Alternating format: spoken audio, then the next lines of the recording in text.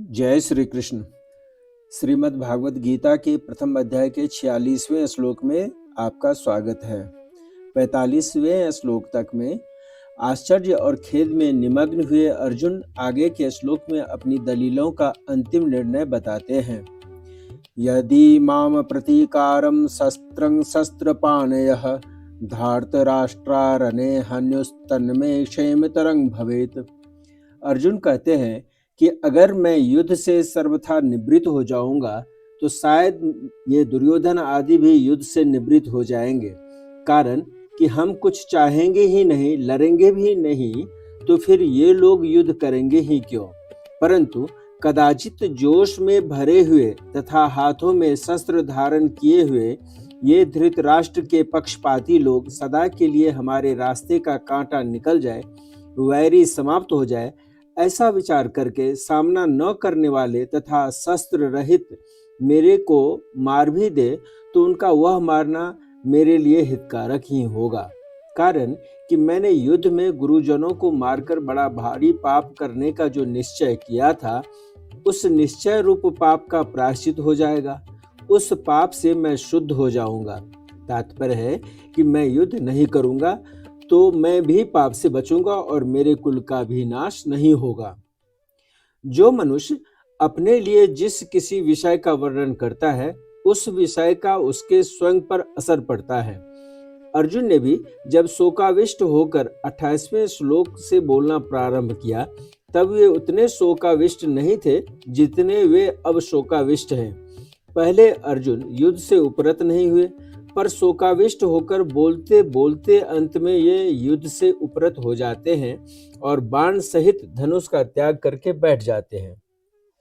भगवान ने यह सोचा कि अर्जुन के बोलने का वेग निकल जाए तो मैं बोलूं, अर्थात बोलने से अर्जुन का शोक बाहर आ जाए, भीतर में कोई शोक बाकी न रहे, तभी मेरे वचनों का उस पर असर होगा। अतः भगवान बीच में कुछ भी नहीं बोलते।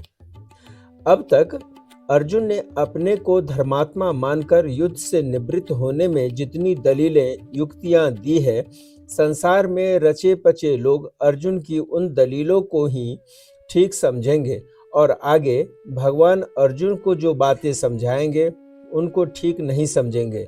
इसका कारण है कि जो मनुष्य जिस स्थिति में है, उस स्थिति की, उस श्रेणी की बात को वे ही ठीक समझते हैं। उससे ऊंची श्रेणी की बात वे समझ ही नहीं सकते। अर्जुन के भीतर कौटुंबिक मोह है और उस मोह से आविष्ट होकर ही वे धर्म की, साधुता की बड़ी अच्छी अच्छी बातें कर रहे हैं। अतः जिन लोगों के भीतर कौटुंबिक मोह है, उन लोगों को ही अर्जुन की बातें ठीक लगेगी।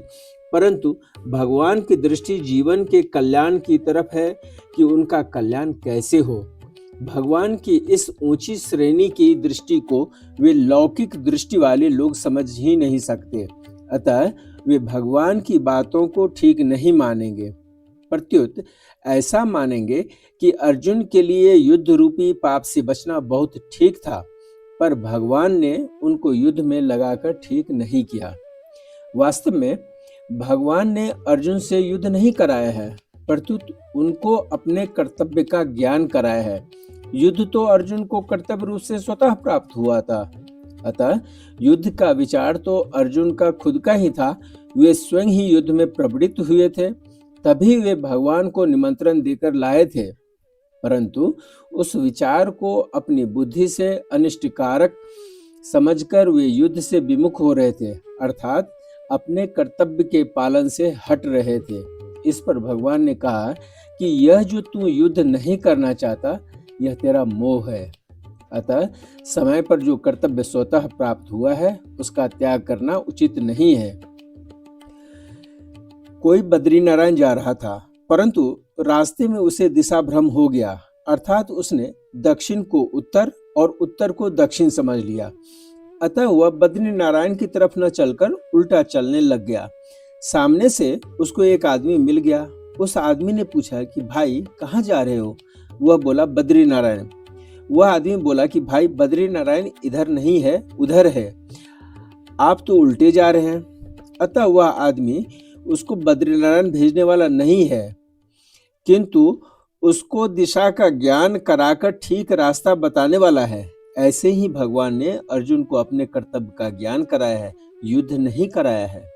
स्वजनों को देखने से अर्जुन के मन में यह बात आई थी कि मैं युद्ध नहीं करूंगा, पर भगवान का उपदेश सुनने पर अर्जुन ने ऐसा नहीं कहा कि मैं युद्ध नहीं करूंगा, किंतु ऐसा कहा कि मैं आपकी आज्ञा का पालन करूंगा, अर्थात अपने कर्तव्य का पालन करूंगा। अर्जुन के इन वचनों से यही सिद्ध होता है कि भगवान ने अर्जुन को अपने कर्तव्य का ज्ञान कराया है। वास्तव में युद्ध होना अवश्यंभावी था, क्योंकि सबकी आयु समाप्त हो चुकी थी। इसको कोई भी टाल नहीं सकता था। स्वयं भगवान ने विश्व रूप दर्शन के समय अर्जुन से कहा है कि मैं बढ़ा हुआ काल हूँ और सबका संहार करने के लिए यहाँ आया हूँ। अतः तेरे युद्ध किए बिना भी ये विपक्ष में खड़े योद्धा लोग बचेंगे नहीं। इसलिए यह नरसंहार अवश्यंभावी होनहार ही था। यह नरसंहार अर्जुन युद्ध न करते तो भी होता। अगर अर्जुन युद्ध नहीं करते तो जिन्होंने मां की आज्ञा से द्रौपदी के साथ अपने सहित 5 भाइयों का विवाह करना स्वीकार कर लिया था, वे युधिष्ठिर तो मां की युद्ध करने की आज्ञा से युद्ध अवश्य करते ही। भीमसेन भी युद्ध से कभी पीछे नहीं हटते, क्योंकि उन्होंने कौरवों को मारने की प्रतिज्ञा कर रखी थी। द्रौपदी ने तो यहाँ तक कह दिया था कि अगर मेरे पति कौरवों से युद्ध नहीं करेंगे तो मेरे पिता द्रुपद, भाई धृष्टद्युम्न और मेरे 5 पुत्र तथा अभिमन्यु कौरवों से युद्ध करेंगे। इस तरह ऐसे कई कारण थे जिससे युद्ध को टालना संभव नहीं था। होनहार को रोकना मनुष्य के हाथ की बात नहीं है, परंतु अपने कर्तव्य का पालन करके मनुष्य अपना उद्धार कर सकता है और कर्तव्यच्युत होकर अपना पतन कर सकता है। तात्पर्य है कि मनुष्य अपना इष्ट अनिष्ट करने में स्वतंत्र है। इसलिए भगवान ने अर्जुन को कर्तव्य का ज्ञान कराकर मनुष्य मात्र को उपदेश दिया है कि उसे शास्त्र की आज्ञा के अनुसार अपने कर्तव्य के पालन में तत्पर रहना चाहिए, उससे कभी च्युत नहीं होना चाहिए। पूर्व श्लोक में अर्जुन ने अपनी दलीलों का निर्णय सुना दिया। उसके बाद अर्जुन ने क्या किया, इसको संजय आगे के श्लोक में कहते हैं। संजय उवाच एव मुक्त्वा अर्जुनः संख्ये रथोपस्थ उपाविशत् विसृज्य ससरंग चापं शोक संविघ्न मानसः। युद्ध करना संपूर्ण अनर्थों का मूल है। युद्ध करने से यहाँ कुटुंबियों का नाश होगा, परलोक में नरकों की प्राप्ति होगी आदि बातों को युक्ति और प्रमाण से कहकर शोक से अत्यंत व्याकुल मन वाले अर्जुन ने युद्ध न करने का पक्का निर्णय कर लिया।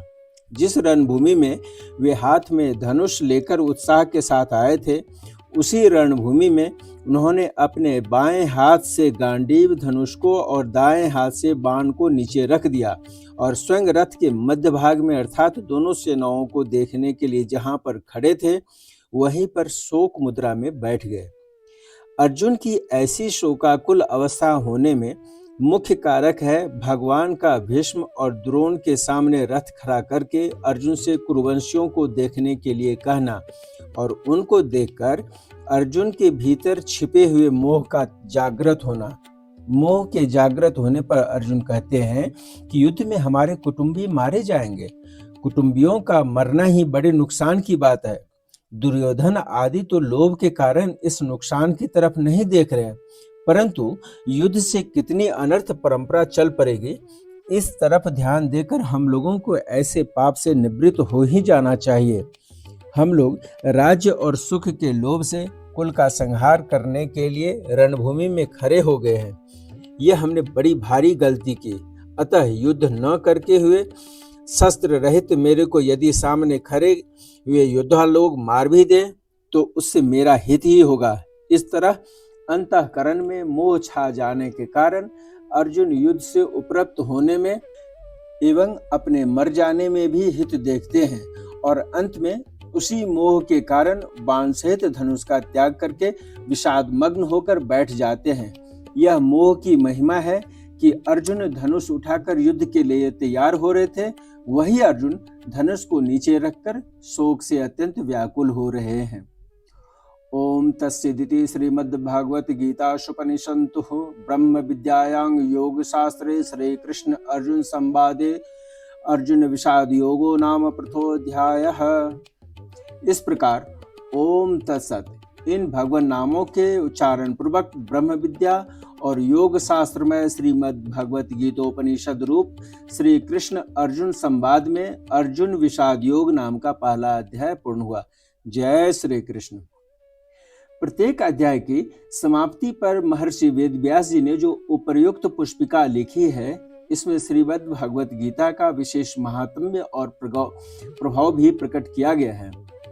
ओम तत्सत ये तीनों सच्चिदानंद घन परमात्मा के पवित्र नाम हैं। ये मात्र जीवों का कल्याण करने वाले हैं। इनका उच्चारण परमात्मा के सम्मुख करता है और शास्त्र विहित कर्तव्य कर्मों के अंग वैगुण्य को मिटाता है। अतः गीता के अध्याय का पाठ करने में श्लोक, पद और अक्षरों के उच्चारण में जो भूलें हुई है उनका परिमार्जन करने के लिए और संसार से संबंध विच्छेद पूर्वक भगवत संबंध की याद आने के लिए प्रत्येक अध्याय के अंत में ओम तत्सत का उच्चारण किया गया है। महर्षि वेदव्यास जी के द्वारा अध्याय के अंत में ओम के उच्चारण का तात्पर्य है कि मेरी रचना का अंग वैगुण्य मिट जाए। तत् के उच्चारण का तात्पर्य है कि मेरी रचना भगवत प्रीत्यर्थ हो जाए और सत के उच्चारण का तात्पर्य है कि मेरी रचना सत अर्थात अविनाशी फल देने वाली हो जाए। इति बस मेरा यही प्रयोजन है। इसके सिवाय मेरा व्यक्तिगत और कोई प्रयोजन नहीं है। जो श्रीमत अर्थात सर्व शोभा संपन्न है और जिनमें संपूर्ण ऐश्वर्य, धर्म, यश, श्री, ज्ञान और वैराग्य ये 6 भाग नित्य विद्यमान रहते हैं, उस भगवान के मुख से निकली हुई होने के कारण इसको श्रीमद् भागवत कहा गया है। जब मनुष्य मस्ती में आनंद में होता है तब उसके मुख से स्वतः गीत निकलता है। भगवान ने इसको मस्ती में आकर गाया है, इसलिए इसका नाम गीता है। इसमें संपूर्ण उपनिषदों का सार तत्व संग्रहित है और यह स्वयं भी भगवद वाणी होने से उपनिषद स्वरूप है, इसलिए इसे उपनिषद कहा गया है। वर्ण, आश्रम, संप्रदाय का आदि का आग्रह न रखकर प्राणी मात्र का कल्याण करने वाली सर्वश्रेष्ठ विद्या होने के कारण इसका नाम ब्रह्म विद्या है। इस ब्रह्म विद्या स्वरूप गीता में कर्मयोग, ज्ञान योग, ध्यान योग, भक्ति योग आदि योग साधनों की शिक्षा दी गई है, जिससे साधक को परमात्मा के साथ अपने नित्य संबंध का अनुभव हो जाए। इसलिए इसे योग शास्त्र कहा गया है। यह साक्षात पुरुषोत्तम भगवान श्री कृष्ण और भक्त प्रवर अर्जुन का संवाद है। अर्जुन ने निसंकोच भाव से बातें पूछी है और भगवान ने उदारता पूर्वक उनका उत्तर दिया है। इन दोनों के ही भाव इसमें हैं, अतः इन दोनों के नाम से इस गीता शास्त्र की विशेष महिमा होने के कारण इसे श्री कृष्ण अर्जुन संवाद नाम से कहा गया है।